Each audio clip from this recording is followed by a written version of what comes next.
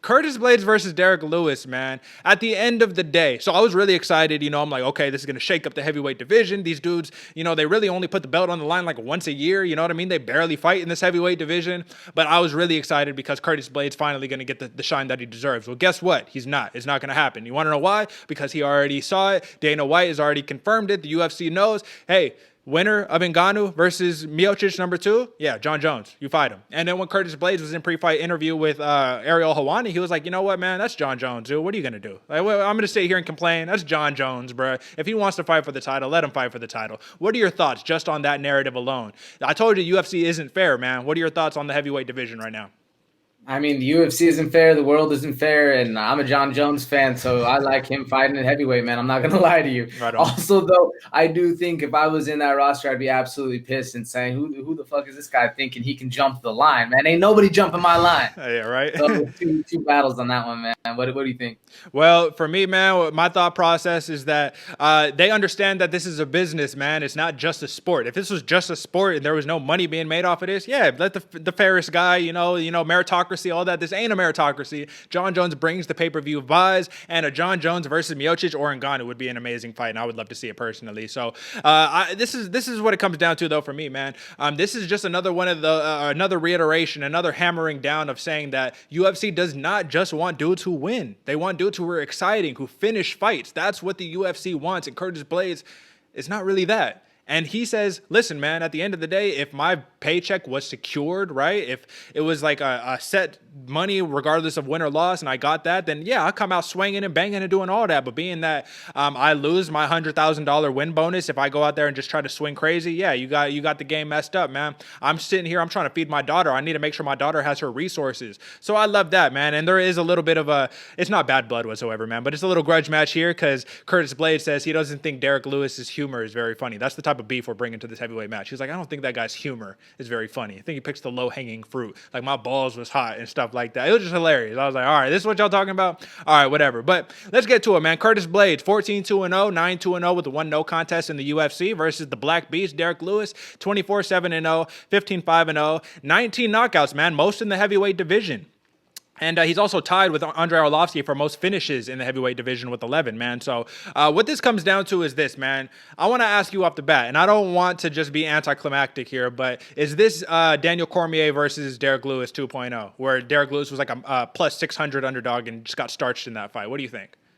I mean, it is if Derek Lewis didn't learn from it. You know what I'm saying? If he didn't learn that he needs to stand up off his back after he gets taken down or not get taken down, because it's going to be a long night with good wrestlers. When they keep applying pressure and they're able to get their hands on you and take you down, lock their hands up and get the takedown, man, you're sitting there drowning each time. And every time you have to stand up with a 200-some pound backpack on you, you're just draining that gas tank. And if it's going to be that exact way, if he didn't learn from what's coming, because that's the exact plan for Curtis Blaydes, man. Put it on him, put that pressure, get him to the ground, beat him up, use those elbows, use those razor blade elbows, and end the night. You know what? Simple. It's really interesting because he had said he was like versus Alex Volkov, right? This dude who's like 7'6", man, a monster of a human. He got a lot of flack for that fight because people said it was boring. He was all like, listen, bro, unless you can give me trouble, unless you can discourage me from wrestling with you, I'm going to wrestle with you. I'm not stupid. Like, what are you talking about? He's like, I wrestled from 2005 to 2012, high school and collegiately. Like, I got the muscle memory. Come on, what are we talking about?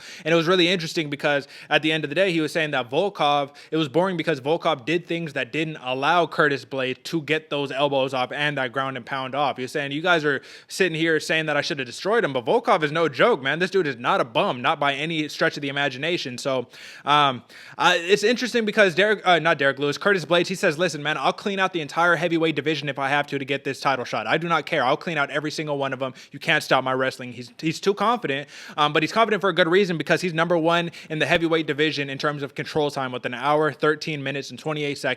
And he's got only 33 seconds of bottom time. That's like number 4 in the heavyweight division all time. Like that's crazy, man. You know what I mean? He does not spend time on bottom. So what path to victory does Derek Lewis have in this one? Because the only one that I see is the Alexei Oleinik approach where he reverses position on Curtis Blaydes and starts dropping the ground and pound and gets him out of there. What do you think? So you kind of alluded to earlier about Derek Lewis not necessarily having takedown defense, and I think that's one of his most underrated aspects. He Okay. actually, if you look at the Lil Latifi fight, go back, or even the Olenek fight as well, go back a little further in a couple of his other fights, he has really good balance and sneaky flexibility. He'll hit you with the leg, or he'll hit you with the head kick coming out the gate. You know what I'm saying? He'll go up or legs high, you're trying to run the pipe, and he has this weird flexibility. He can bounce off his foot.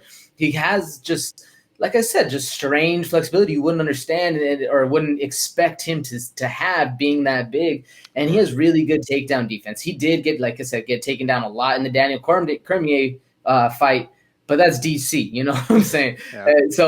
That goes to say, but he also did get up a lot. The fact that he got taken down so many times means he was able to stand up again.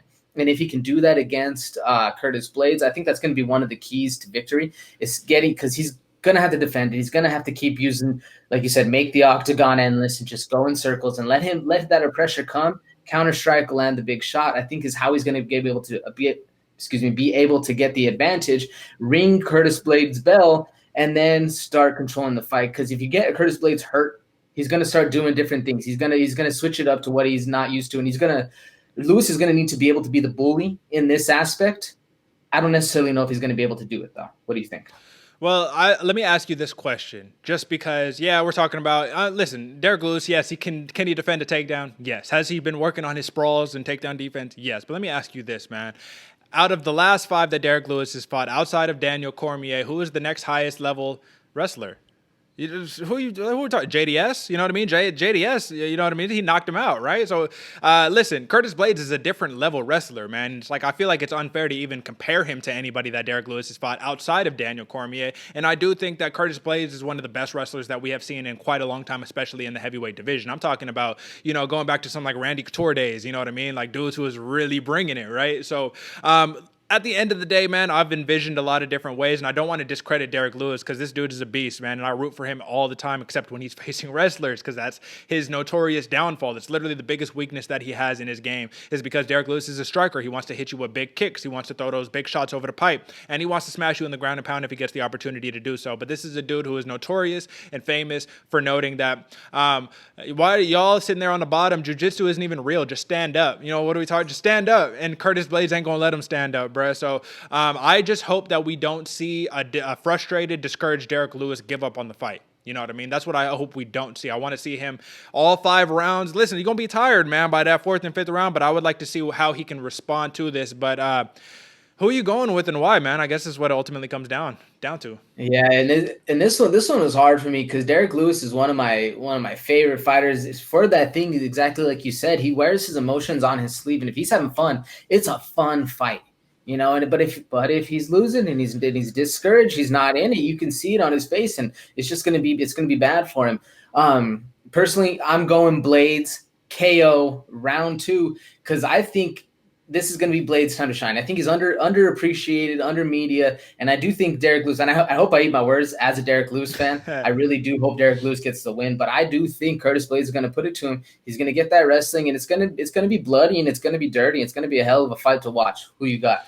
Well, listen, man, because Curtis Blaydes, who is 14-2-0 in MMA, he's 9-2-0 in the UFC, and the only person he's lost to is Francis Ngannou, man. That's it. Francis Ngannou is the only dude who could put this dude away. He's literally running through everybody. He's cutting through them like butter, man. As I notoriously like to say, this is an elevation fight team fighter who's, listen, man, the camp is rolling high right now. Dude's going to have a lot of cardio, a lot of stamina to wrestle all night long, man. So ultimately, I think that this is going to be a good fight. I don't think for the casual fans, I don't think they're going to like this one very much. I think this is going to be more for the hardcores who like to see grappling and wrestling and all of that for 5 rounds. But I just think this is going to be another setback for Derek Lewis, who is on a 3-fight win streak right now. But just because he got one setback doesn't mean that is the end of the world. But ultimately, listen, man, if Curtis Blaydes loses this fight, he's back of the line in the title picture, right? If Derek Lewis loses this fight, he's back of the line in the title picture. So these dudes are fighting for title relevancy. They're fighting to stay